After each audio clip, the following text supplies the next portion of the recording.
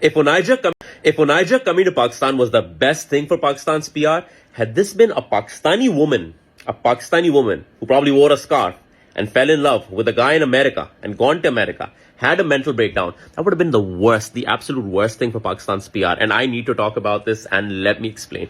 See, when Onaija came over here, one thing you will notice, and you notice this in all the videos and the clips and everything, is that Pakistanis dealt with her with empathy, kindness, and with kid gloves, because we know it's a woman in love. She's the one who catfished, but still she's a woman in love. We need to respect that. And at the same time, she's also not well. So we dealt with her with empathy and kindness. You see, there was this really sweet video, which I think I reposted it yesterday. She was in the hospital, and I think she was having a lucid phase, because I think she was medicated, and she was crying, because I think she was kind of realizing what was happening. And there were people all around her telling her, it's okay, we're here, you don't need to feel alone. And that was really sweet. And that video was quite widely shared on social media over here. And the caption that the person had written over here was that, like, seeing her cry is just making me cry also, because she feels so alone. Now, the one thing which I want to add over here is that people over here, we have this sense of humanity and empathy, that we are empathizing with her. And one thing you're going to notice over here is that not one person has referred to her as a black woman. No. We talk to her as Miss, Madam, Lady.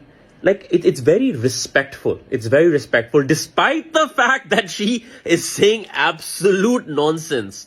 Despite the fact, but still respectful. She's a guest in our country. We need to respect that. Now, had this been a Pakistani woman who probably wore a scarf, and she fell in love. Probably she was the one who catfished either also, but made it to America and had a mental breakdown. I'll tell you what would have happened. The minute the media would have had the story, the minute, they would not talk to her as Miss, Madam, Lady. No, she would have been a Muslim woman. That's how they would have referred to her as. They would have flashed her picture, flashed it everywhere, and they would have called her Muslim Pakistani woman. Came over here, and they probably would have had her visa, documents, and everything. They would have tried to find a way to say that she came in illegally first, because that's the story, that's the angle. She could have come in legally on a visa, but no, the media would have tried to first play around with that. Then, like, if that would have kind of not worked with, next thing they would have tried is to come for her identity. The Muslim woman, her headscarf. They would have picked on the headscarf. And God forbid the French would have gotten this story, then the headscarf would have been the only issue.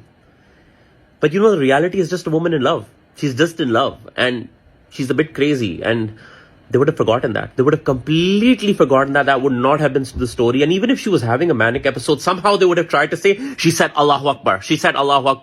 And they would have tried to bring a terrorist angle. She did not say any of that. She probably never said any of that. But they would have tried to bring that in. Because that's what sells. That's what will sell the story. Pakistani woman, Muslim woman in New York. She came for love, but she said Allahu Akbar. My God, the headlines. Clarissa Ward would have had that story. Christian Amanpour would have wanted to do that story. The top journalist, the top white female journalist would have been fighting to get that story. But at the same time, they would have forgotten. They would have forgotten what it's all about. They would have forgotten that this is just a story about a woman who fell in love with someone online. She was catfishing him, but it's just love. And it's just crazy love. A bit crazy love. They would have forgotten that. And the public opinion would have wanted blood. They would have loved this. They're like, yeah, that Muslim woman. Oh my God, she's a threat to national security. All of this stuff would have happened. They would have had mics in people's faces. What do you think about this woman? What do you think about her? And they'd be like, yeah, send her back home. Oh no, send her to jail. And what are people saying over here? Like the public, they're like, no man, I hope we take care of her safely. I hope we get her back home safely. If she doesn't want to go, we can't force her. She's a guest at the end of the day. If she wants to stay, she'll stay. We'll braid her hair. We'll make her eyebrows. We'll get her food. If she wants 1 kilo of fish, we'll get her 1 kilo of fish. Over there, would that have happened? We all know that would not have happened. And that is the conversation that I want to have over here.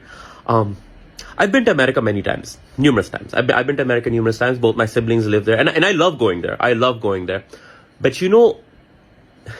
the feeling that you have as being an other, especially with the security apparatus, where I know they're looking at me differently. I'm an educated person. I'm a doctor. I'm a doctor by profession and education. I have 2 masters. I run a very successful page. I'm a very respected member of society over here. But how the security apparatus will talk to me, how they will look at me. You know, the first time I went to America, the first time I went, it was, I think, under the Obama years. And this was my first impression of the country. I was sent for secondary security screening. And I sat in there for 8 hours. 8 hours. Because somehow they needed some security clearance. Without that, I could not go outside. And I just sat there and nobody would tell me anything about like what is happening with me, what is not happening, why am I here? My sister was outside. She'd gone through immigration. They would not even let me tell her that at least, okay, I'm okay. I'll come out in a bit, Marine, but I'm okay. I think they just need to verify some stuff. And in that room, they have people who are just convicts coming in. And it was the early Obama years, so everyone over there was just Muslim or kind of just looked like me. And it was quite traumatic, to be honest. It's quite traumatic, to be honest. So yeah, like I really wonder what would have happened like if this was a Pakistani woman who probably wore a hijab, who probably wore a scarf. It's having a manic episode and she just landed in America just for love. Despite being the catfishy, but just landed there. Would people have treated her the same? Like over here, we're trying our best to send her back in one piece, to send her back happy, to send her back healthy. In America, would she have been given medical care? Would there be anyone who would have worried that, you know what, this person is maybe having a manic episode. Maybe she needs medications. No, man, they probably would have been, oh, is she on Medicare? Is she on Medicaid? What insurance plan does she have? Oh my God, if I call an ambulance, it's going to cost that much dollar, that much. We're not even worrying about that over here. We'll pay. She just needs to be okay because human life is precious. Human life is special and we value it. But over there, it's just a commodity and you feel like a burden and like everyone has a price over there. And that's what I wonder. And I wonder how would it have ended? Like over here, like we are trying to send her back healthy. Over there, I think she probably would have had a knee on her neck. She would have probably been dead by now. Or maybe in a CIA black site or something and never to be seen again. I'm sorry if this is morbid, but I really wanted to take the opportunity to talk about this and show the dichotomy of the situation. How things would have played out if it was the other way. Because at the end of the day, this is just a woman in love. She's just in love and love brought her across the 7 seas over here. Even if she's a bit crazy, we can take care of crazy. Would you have seen it the same way over there? Because I feel like we are so dehumanized and demonized in the media that the idea that, you know, a Pakistani woman too, a hijab wearing woman, maybe she can also fall in love. She also has dreams. She also has hopes. She can also fall in love across the 7 seas. Would you have been able to comprehend that? Or would you just see her as oppressed, extreme, terrorist? Ask yourself that. If